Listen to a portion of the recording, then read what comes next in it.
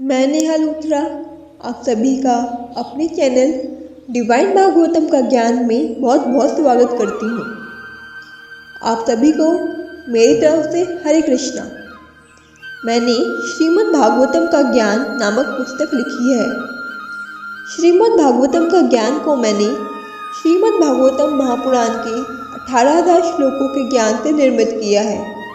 श्रीमद् भागवतम महापुराण में कहानियाँ हैं और ज्ञान भी, किंतु आज के समय में इतने श्लोकों को पढ़ना कठिन है। कहानियाँ भी ज्ञान अर्जित करने के लिए ही श्रीमद् भागवतम महापुराण में बताई गई है। इसी तरह इसी बात पर सोच विचार करते हुए मैंने श्रीमद् भागवतम का ज्ञान नामक पुस्तक बनाई है। यह पुस्तक श्रीमद् भागवतम का वह सारा ज्ञान जो आज के लिए आवश्यक है और 18,000 श्लोकों में दिया गया है उसको बतलाती है। 18,000 श्लोकों को पढ़ते हुए हर श्लोक का हर ज्ञान स्मृति में बनाए रखना कठिन होता है, किंतु एक छोटी सी किताब जिसमें पूरा ज्ञान मिलता हो उसे बार बार पढ़कर हर तरह का ज्ञान याद रखा जा सकता है। ये पुस्तक इस उद्देश्य से बनाई गई है कि जीवात्मा अपने भूले हुए धर्म को जागृत कर सके।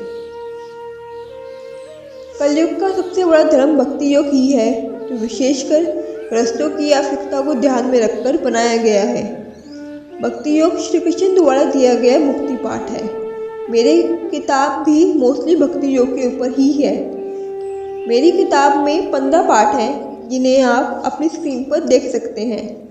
इस चैनल में मैं इन 15 पाठों को समझाऊंगी, जो एक तरह का भक्ति योग का कोर्स ही है। सबसे पहले इस वीडियो में और अगली 2 वीडियोज में मैं आपको भक्ति योग का कुछ अच्छा ज्ञान देना चाहूँगी, ताकि आप सब इस पुस्तक की महत्ता को समझ सकें। कलयुग के समय में लोगों की समय की कमी की आवश्यकता को ध्यान में रखते हुए मैंने केवल 200 पन्नों की छोटी सी किताब में सारा ज्ञान डाला है। चलिए आज का ज्ञान शुरू करते हैं। हमारे ग्रंथों में श्री कृष्ण, श्री विष्णु व श्री विष्णु के अवतारों को ही श्री भगवान कहा गया है। बाकी सभी शक्तियों की उत्पत्ति श्री कृष्ण या श्री विष्णु से प्रत्यक्ष या अप्रत्यक्ष रूप में हुई है। हम सब सोच सकते हैं कि यदि श्री कृष्ण ही श्री भगवान हैं तो वो हमें दर्शन क्यों नहीं देते या हमारे संकटों को कम क्यों नहीं करते। इसका उत्तर यही है कि हम धर्म के नियमों का पालन नहीं करते। कोई धर्म का जितना पालन करता है उसे उतनी सुरक्षा मिलती है। प्राचीन काल में लोग धर्म का कितना पालन करते थे ये हम सब जानते हैं, और इसी कारण उनकी रक्षा भी होती थी। जैसे द्रौपदी की रक्षा हुई, प्रहलाद महाराज की रक्षा हुई इत्यादि। किंतु अब ऐसा लगता है कि धर्म लुप्त हो चुका है। श्री कृष्ण कलयुग के पूर्व भी जानते थे कि कलयुग में वेद पढ़ना, यज्ञ करना, संन्यास धारण करना कितना कठिन होगा। इसीलिए श्री कृष्ण ने कलयुग के पूर्व भी भक्ति योग का ज्ञान दिया, श्रीमद् भगवद गीता व श्रीमद् भागवतम के रूप में। कलयुग का धर्म भक्ति योग ही है। भक्ति योग 2 शब्दों से बना है, भक्ति जमा योग। योग का अर्थ होता है साधना। भक्ति की साधना ही भक्ति योग है। किंतु भक्ति होती क्या है? क्या श्री कृष्ण या श्री विष्णु के मंदिर में जोत जगाना, प्रसाद चढ़ाना, भजन बोलना या नृत्य करना इत्यादि, क्या यही भक्ति है? अगर भक्ति इसी को कहते हैं तो हर कोई जो जोत जगाता है, प्रसाद चढ़ाता है इत्यादि, सबको श्री कृष्ण क्यों नहीं प्राप्त होते? दीपक तो कोई भी जगा सकता है। किंतु जब हमारी आत्मा शुद्ध होती है तभी हम भक्त कहला सकते हैं। आत्मा शुद्ध होने का अर्थ है ये है कि भौतिक वस्तुएं जैसे मकान, कार, पैसा, विलासी भोजन से दूरी और श्री कृष्ण या श्री विष्णु से प्रेम। मैं मानती हूँ कि जब तक आत्मा शरीर में होती है उसे शरीर संचालन के लिए भौतिक वस्तुओं की आवश्यकता पड़ती है, किंतु हमें स्वयं को लग्जरी चीज़ों का दास नहीं बनाना चाहिए। हम सब जानते हैं कि हमें शरीर नहीं आत्मा है। हमें ये समझना होगा कि आत्मा श्री कृष्ण की एक शक्ति है। जी हाँ, जीवात्मा भी श्री कृष्ण की एक शक्ति है, जिसके पास बहुत कम स्वतंत्रता होती है और जिसे श्री भगवान के संरक्षण की आवश्यकता होती है। हम श्री कृष्ण की तटस्थ शक्ति या पराशक्ति कहलाते हैं। हमारा शरीर जो 5 भौतिक तत्वों से बना है, पृथ्वी, अग्नि, जल, वायु व आकाश, वह श्री कृष्ण की भौतिक या अपराशक्ति है। पराशक्ति और अपराशक्ति कभी एक नहीं हो सकती। आत्मा शरीर में रहते हुए शरीर को ही सब कुछ मानती रहती है, जो कि गलत है। भोजन हमारे शरीर की इंद्रिय जीभ ग्रहण करती है, किंतु आत्मा तो नहीं ना। मैं मानती हूँ कि हम जब तक शरीर में रहेंगे हमें भूख लगेगी, किंतु विलासी भोजन करना जैसे पिज्जा, बर्गर इत्यादि ये आवश्यक नहीं है। हम श्री कृष्ण की पराशक्ति हैं और हमें यह ध्यान रखना होगा कि हमें भौतिकता यानी अपराशक्ति की आदत ना पड़ जाए। हमारे शरीर की 5 इंद्रियां हैं और उन सबका उपयोग श्री कृष्ण या श्री विष्णु के लिए ही किया जाना चाहिए। 5 इंद्रियां हैं: आँख, नाक, कान, त्वचा व जीभ। जीभ को काबू में रखना सबसे मुश्किल है। इसका काम है खाना और बोलना। जिसने जीभ पर काबू पा लिया उसके लिए भक्ति योग अपनाना बहुत आसान होता है।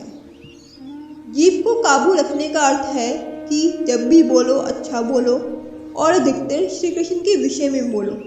इसी तरह हमें खाने में केवल प्रसाद ग्रहण करना चाहिए और प्रसाद के नाम पर विलासी भोजन जैसे पिज्जा, बर्गर इत्यादि खाना वर्जित है। हमें श्री कृष्ण को चढ़ाया हुआ सात्विक आहार ही प्रसाद के रूप में ग्रहण करना चाहिए। इसी तरह हमें आँख का उपयोग श्री कृष्ण को निहारने, नाक का उपयोग श्री कृष्ण को चढ़ाए फूलों को सूंघने, कान का उपयोग श्री कृष्ण व श्री विष्णु के भजन सुनने और त्वचा का उपयोग श्री कृष्ण की मूर्ति व श्री कृष्ण को चढ़ाए हुए फूलों का स्पर्श करने में करना चाहिए। यही भक्ति योग भी है। भक्ति योग का अर्थ होता है कि श्री कृष्ण या श्री विष्णु से प्रेम करना और भौतिकता से दूर रहना। हम अपने आसपास जितनी भौतिक वस्तुएं देखते हैं उनका निर्माण 5 भौतिक तत्वों पृथ्वी, अग्नि, जल, वायु या आकाश से ही हुआ है। भौतिक शक्ति के ये 5 तत्व भी स्थायी होते हैं। इसके अलावा सब कुछ नश्वर है, जैसे लकड़ी का दरवाज़ा लकड़ी से बना है, किंतु ये लकड़ी अप्रत्यक्ष रूप से पृथ्वी से बनी है और पृथ्वी में ही मिल जाएगी।